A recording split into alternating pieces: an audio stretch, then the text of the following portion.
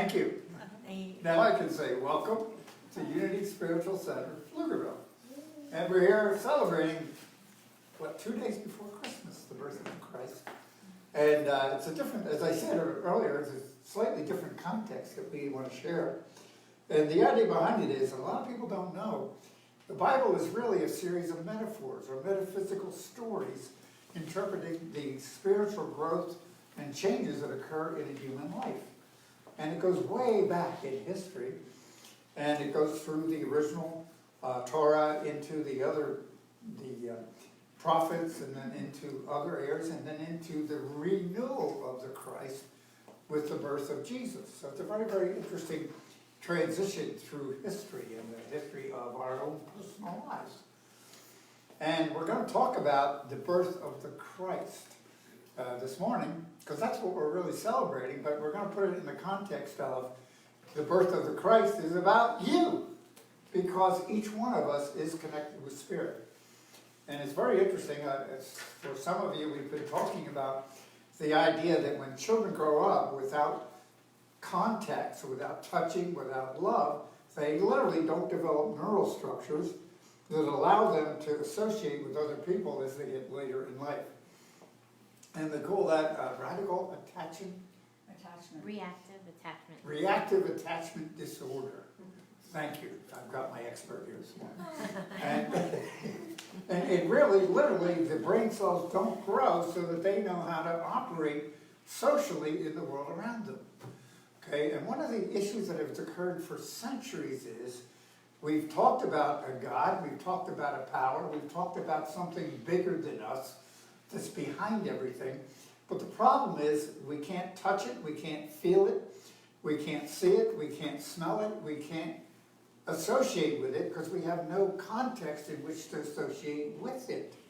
Because we live in a physical world, and that physical world has form, and everything in our physical world has form, and we can touch it, and we can feel it, and we can look at it, and we can smell it even. You know, there's all kinds of things that occur. So we have a definite relationship with it. And can you imagine having a relationship with something that I can't see, I can't touch, I can't feel, I can't understand, and I can't even be associated with it because there's no context to do that. So how in the world do we grow neural structures to interact with an energy that has no form? And throughout history, there's been all of these things that have come up. You know, people have worshipped wood. People have worshipped rocks. You know, in the ancient histories, there were all kinds of religious things where this was God, or this was a symbol for, or this was my representation, and religion has put stories together about what God is.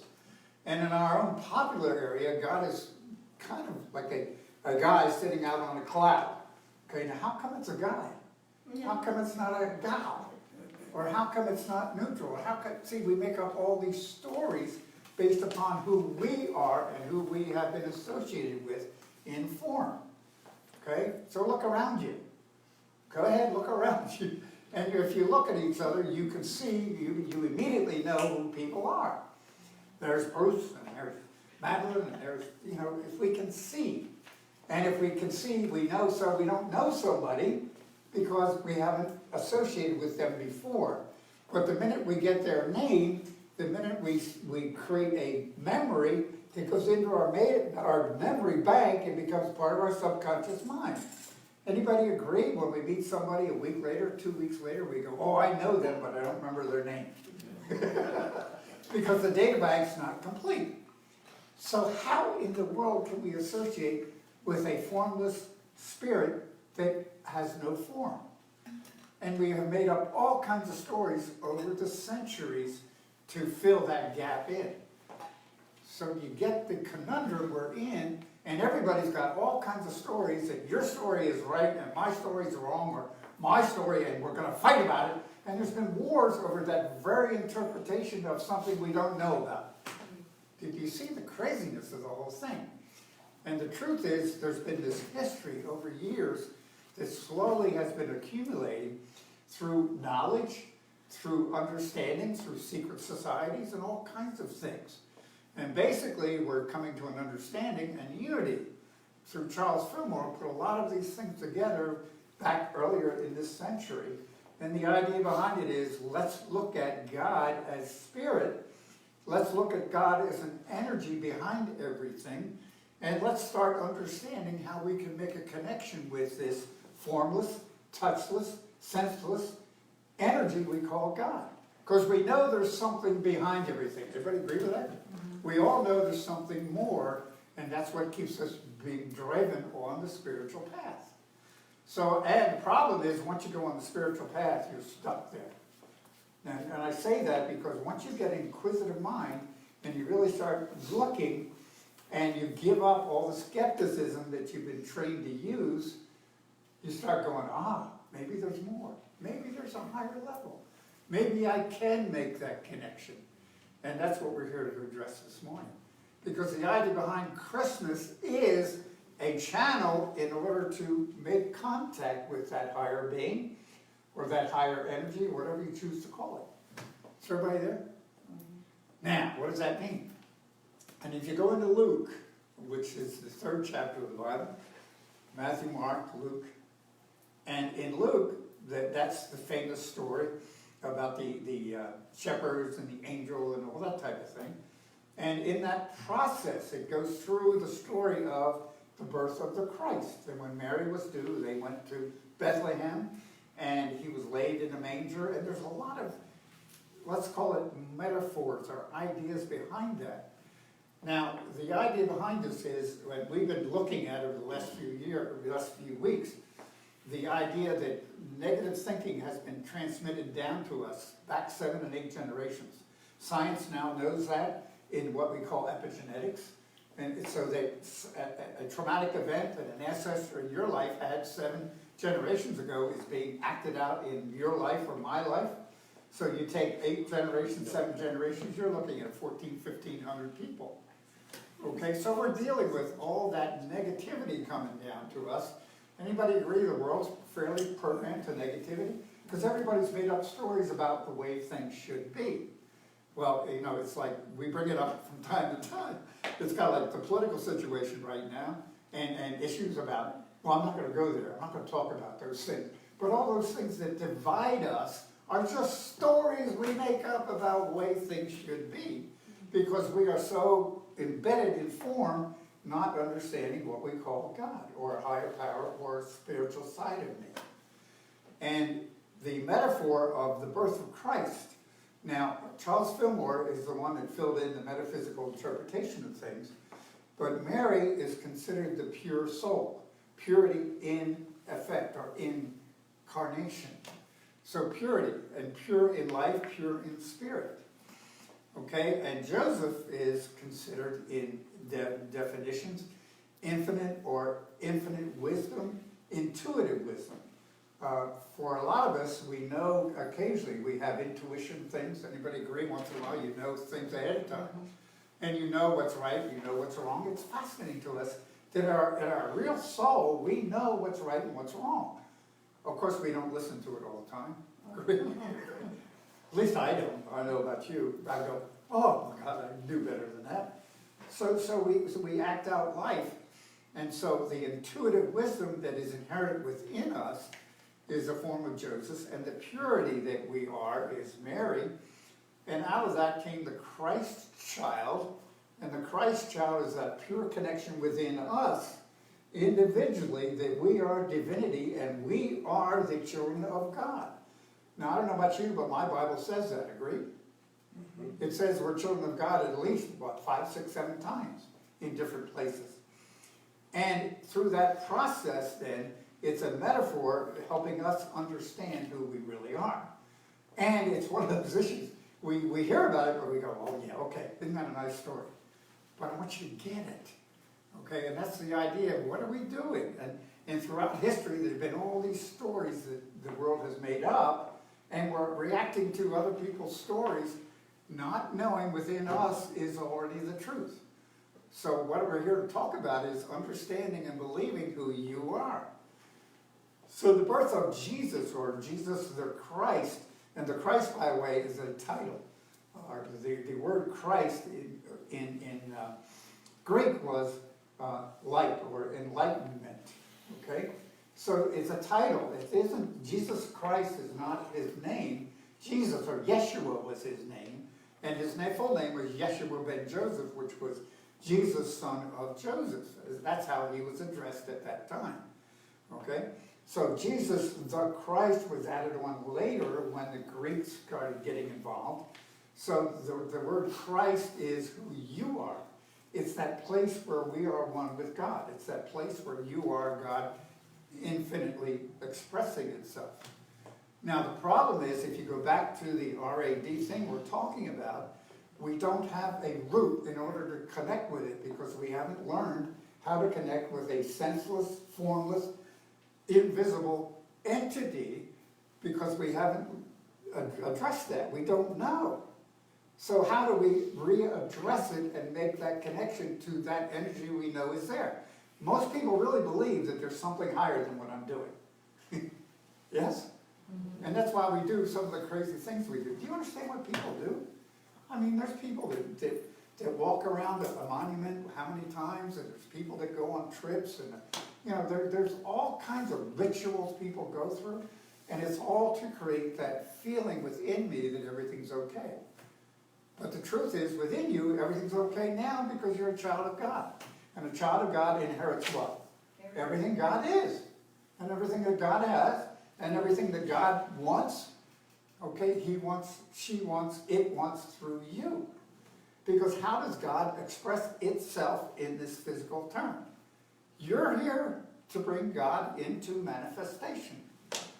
And this congregation and the country we live in is a manifestation of that, in my belief. Do you understand the things that have occurred in our communities? Folks, we have cell phones. Anybody remember that?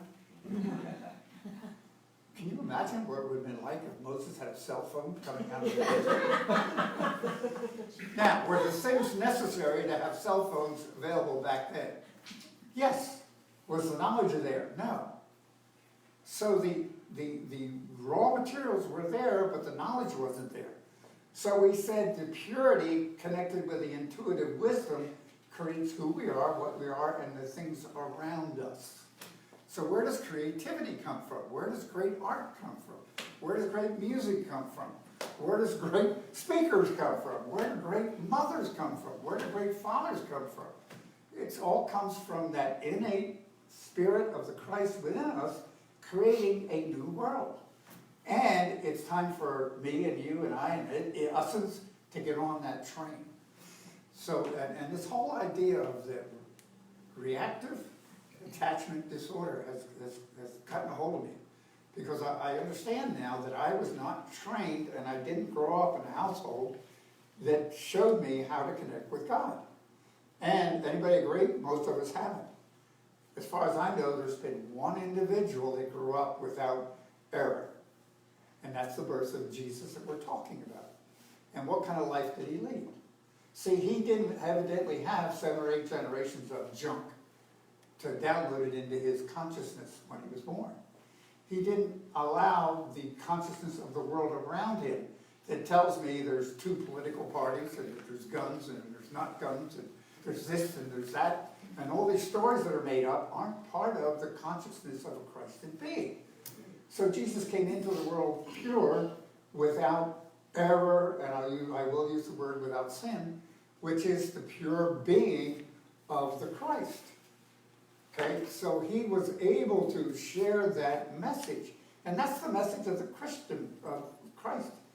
Okay, I don't know if there's any other. So the mystical understanding of that's appropriated to Jesus is also you. Now, again, we go back to the Bible. Anybody agree? The Bible says, Jesus says, these things I do, you shall do, and even greater things. So the question is, do you believe me?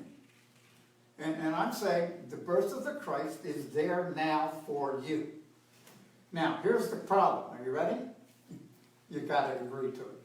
You've got to accept it and say, I know I am a Christed being.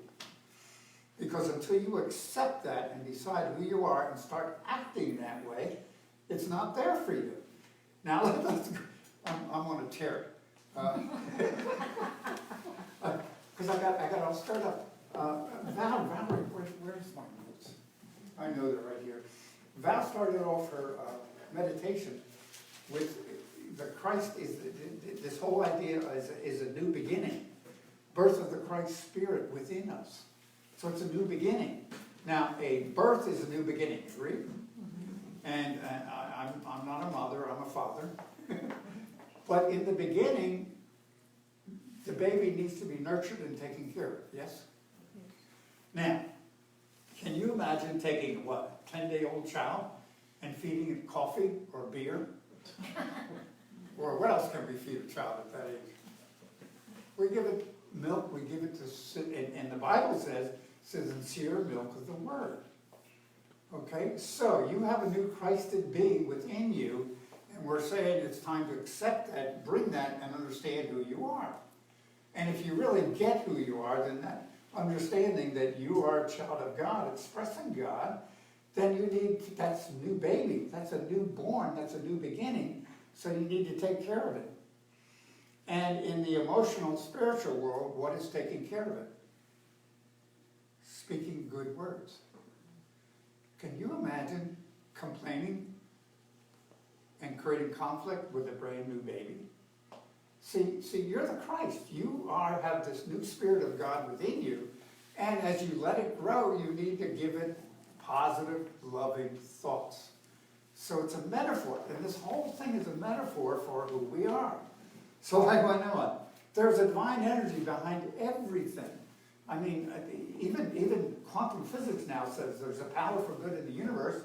They don't know what it is. I forget what they call it. Call it X. Anyway, it doesn't matter. But the idea behind it is there is an energy in the universe that holds everything together, and they know it. They can prove it scientifically. They can't explain it because it's called phantom stuff. But they do know that everything is movement, everything is frequency, everything is high ready vibration. So in that process, the Bible 2,000 years ago was talking about you are a child of God, and you are making, all you have to do is learn to make connection with that spirit, and life works. So the message is this week is joy. Now, how would you feel if you knew all of your life everything was okay? You didn't have to worry about anything. You had perfect health, happiness, joy, maybe even wealth. How would you act if you knew that was yours? Would joy describe that? See? And that's what the message is for this week, is joy. So as we become joyful, maybe that's the food that this new spirit needs. Instead of the complaining, the worry, the TV, okay? I am turning it off somewhat. My brother. Yeah, because we get sucked into it, and it amazes me. You know, you're on 35, and traffic's all backed up, and it's not backed up on my side; it's backed up on the other side with everybody slowing down to look at the problem over there. Because we are magnets for negativity. Because the form, the spirit, the physical part of us keeps wanting to stay in form. So if we really want life to work, let's get over here into the idea that I am a Christed being. The story that Jesus was trying to share with us is, these things I do, ye shall do, and even greater things. And I'm asking you to, this morning, and myself, to believe it. Because who knows? Who knows what possibilities you have? What is the difference between somebody that does amazing things and somebody that doesn't do amazing things? It's all attitude. It's all what they think about themselves. And today's psychology, the popular thing is self-confidence, self-image. So even the secular world is looking at self-image. So I'm saying you are created, my Bible again says you're created in the image and after the likeness of God. So if you really get it, you know, let's start nurturing that and appreciating that and start leaving behind criticism, condemnation, and criticism.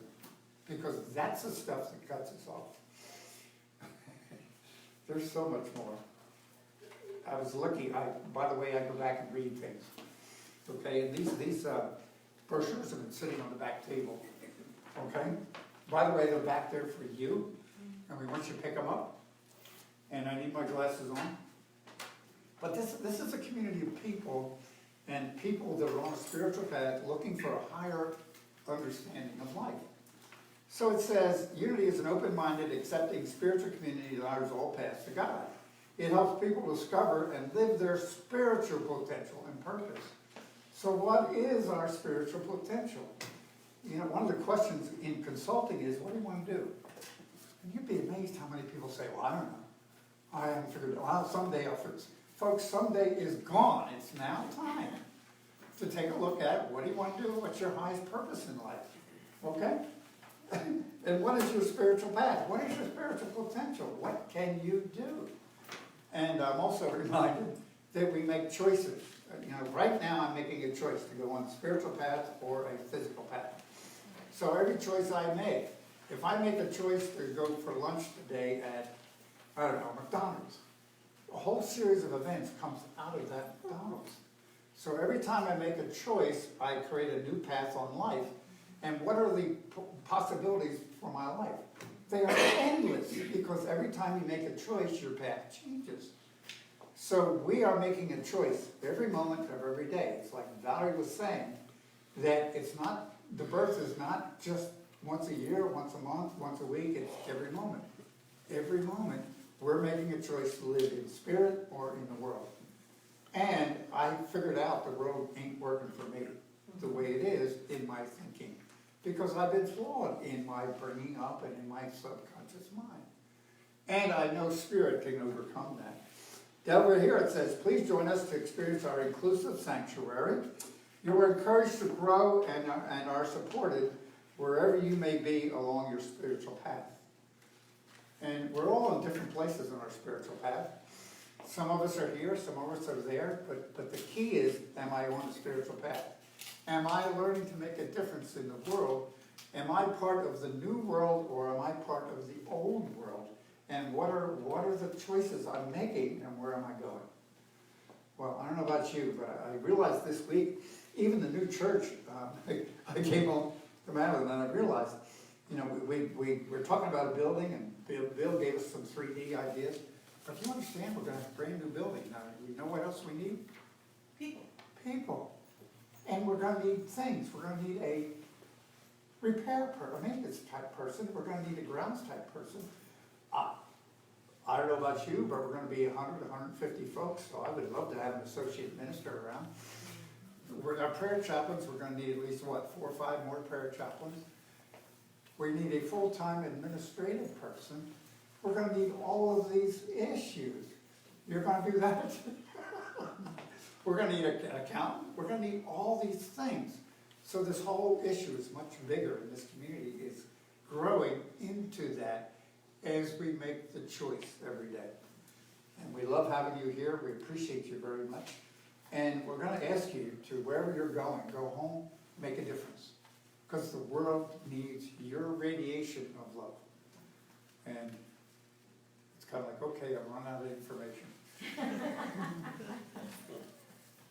And that's just being open with you. But my heart is just amazing right now, because the love that's around. There's so much good in the world, and for goodness sakes, let's choose the path, focusing on the good. And I love you dearly. Thank you. Merry Christmas. Merry Christmas.